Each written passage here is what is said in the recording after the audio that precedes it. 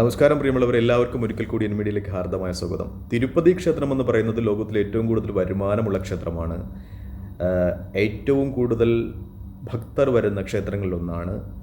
ആ ക്ഷേത്രത്തിലെ പ്രസാദമായ തിരുപ്പതി ലഡുവിൽ പന്നിയുടെയും പശുവിൻ്റെയും കൊഴുപ്പ് കലർന്നതായി ലാബ് റിപ്പോർട്ടിൽ ചന്ദ്രബാബു നായിഡു അധികാരത്തിലേറ്റതിന് ശേഷം അതിൻ്റെ പരിശോധിക്കാനായി ഗുജറാത്തിലേക്ക് അയച്ച ലാബ് റിപ്പോർട്ടിൽ അങ്ങനെ റിപ്പോർട്ട് വന്നിരിക്കുന്നു.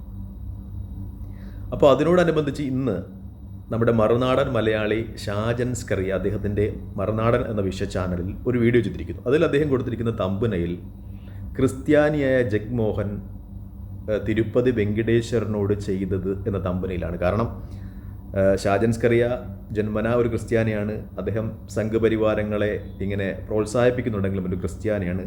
അദ്ദേഹത്തിൻ്റെ ഈ നടപടികളിൽ നിന്ന് വ്യക്തമാകുന്നത് സംഘികളെ സന്തോഷിപ്പിക്കാൻ വേണ്ടി അദ്ദേഹം ആരെയും ഒറ്റിക്കൊടുക്കും എന്ന് തന്നെയാണ്.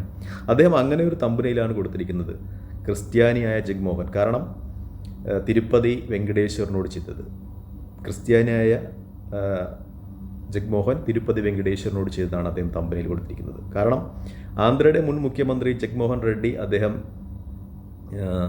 ക്രിസ്ത്യാനിയാണ്. അദ്ദേഹമാണ് തിരുപ്പതിയിൽ പുതിയ ഭരണസമിതിയെ നിയമിക്കുകയും ആ ഭരണസമിതിയാണ് തിരുപ്പതിയിൽ നേരത്തെ ഉണ്ടായിരുന്ന നന്ദിനി എന്ന ബ്രാൻഡ് നെയ്യ് മാറ്റി തമിഴ്നാട്ടിൽ നിന്ന് വേറൊരു ബ്രാൻഡ് നെയ്യ് ഇറക്കുകയും അവരാണ് ഇതിൽ കൃത്രിമമായിട്ട് പശുക്കൊഴുപ്പും പന്നിക്കൊഴുപ്പും ഒക്കെ ചേർക്കുകയും ചെയ്ത് എന്നാണ് അദ്ദേഹം പറഞ്ഞു വയ്ക്കുന്നത്. അദ്ദേഹത്തിൻ്റെ ഒരു റൂട്ട് നമുക്ക് മനസ്സിലാക്കുക. കാരണം അവിടെ ഒരു ക്രിസ്ത്യൻ ഹിന്ദു പ്രശ്നമുണ്ടാക്കി രാഷ്ട്രീയ ലാഭമുണ്ടാക്കുക എന്ന തന്ത്രം തന്നെയാണ് മറുനാടൻ ഷാജൻ ഇവിടെ യൂസ് ചെയ്യുന്നത്. ഇപ്പോൾ ആന്ധ്രാപ്രദേശിൽ ജഗ്മോഹൻ റെഡ്ഡി അധികാരത്തിൽ വരുമ്പോൾ തന്നെ ഇത്തരം പ്രശ്നങ്ങളുണ്ടായിരുന്നു. കാരണം ജഗ്മോഹൻ റെഡ്ഡി അദ്ദേഹം ഒരു ക്രിസ്ത്യൻ കൺവെർട്ടായിട്ടുള്ള റെഡ്ഡി സമുദായ അംഗമാണ്. പക്ഷേ അദ്ദേഹത്തിൻ്റെ ഒരു തിരുപ്പതി പോലുള്ള അമ്പലങ്ങളിൽ പെമ്പോട്ടാടുള്ള അമ്പലങ്ങളുടെയൊക്കെ നിയന്ത്രണങ്ങൾ അദ്ദേഹത്തിൻ്റെ നേതൃത്വത്തിൽ വരുന്നത് അവിടുത്തെ RSS ഉൾപ്പെടുന്ന സംഘപരിവാര സംഘടനകൾക്ക് ഒട്ടും ഇഷ്ടമല്ലായിരുന്നു. അപ്പോൾ അതോടൊക്കെ അനുബന്ധിച്ചുണ്ടാകുന്ന സംഭവവികാസങ്ങൾ മാത്രമാണ് ഇതെന്നാണ് എൻ്റെ വിശ്വാസം. ജഗ്മോഹൻ റെഡ്ഡി ഒരു മതേതരത്വ പാരമ്പര്യത്തിൽ വരുന്ന ഒരാളാണ്. അദ്ദേഹം ഒരിക്കലും ഇങ്ങനെ ചെയ്യുമെന്ന് വിശ്വസിക്കുവാൻ തരമില്ല. മറിച്ച് ഇപ്പോൾ ജഗ്മോഹൻ റെഡ്ഡി താൽക്കാലികമായി അധികാരത്തിന് പുറത്തിരിക്കുന്നുവെങ്കിലും അദ്ദേഹത്തിന് നല്ല രാഷ്ട്രീയ സ്വാധീനമുള്ള ആളാണ്. ജനങ്ങളുടെ ഇടയിൽ നല്ല സ്വാധീനമുള്ള ആളാണ്. അദ്ദേഹം എപ്പോൾ വേണമെങ്കിലും അധികാരത്തിലേക്ക് തിരിച്ചെത്താം. അടുത്ത 5 വർഷം കഴിഞ്ഞ് അദ്ദേഹം അധികാരത്തിലേക്ക് തിരിച്ചെത്താം. അപ്പോൾ അത് തടയുന്നതിന് വേണ്ടി ഒരു ഹൈന്ദവ ധ്രുവീകരണം ഉണ്ടാകുന്നതിന് വേണ്ടി സംഘപരിവാരങ്ങളും അതുപോലെ സംഘപരിവാരത്തിനൊപ്പം നിൽക്കുന്ന ഘടകകക്ഷിയായ ചന്ദ്രബാബു നായിഡുവിൻ്റെ തെലുങ്കുദേശവും ചെയ്ത ഒരു ട്രിക്കായിട്ട്, ഒരു തന്ത്രമായിട്ടേ നമുക്കിതിനെ കാണാൻ പറ്റും.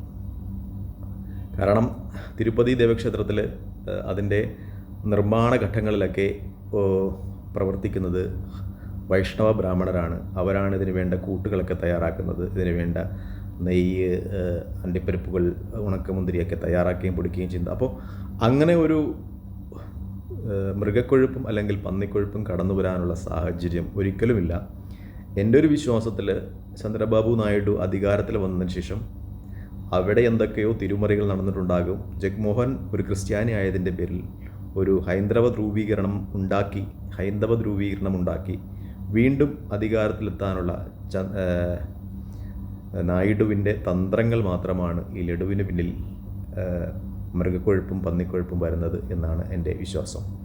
നമ്മുടെ എങ്ങനെയും സംഘപരിവാര പ്രീതി സമ്പാദിക്കാൻ ശ്രമിക്കുന്ന നമ്മുടെ മറുനാടൻ ഷാജനെ പോലെയുള്ള ഒറ്റുകാർ അതിന് ഇങ്ങനെയുള്ള വർഗീയ വിഷം കലർന്ന തമ്പുനയിൽ കൊടുത്ത് സപ്പോർട്ട് ചെയ്യുന്നതേ ഉള്ളൂ എന്നാണ് എൻ്റെ വിശ്വാസവും വിലയിരുത്തലും. ഭാരതം കൂടുതൽ മതേതരമായി നിലനിൽക്കട്ടെ. എല്ലാവരും പരസ്പരം സ്നേഹിച്ചും സഹകരിച്ചും മുന്നോട്ട് പോട്ടെ എന്ന പ്രാർത്ഥനയോടെ നിർത്തുന്നു. നന്ദി, നമസ്കാരം, ജയ് ഹിന്ദ്.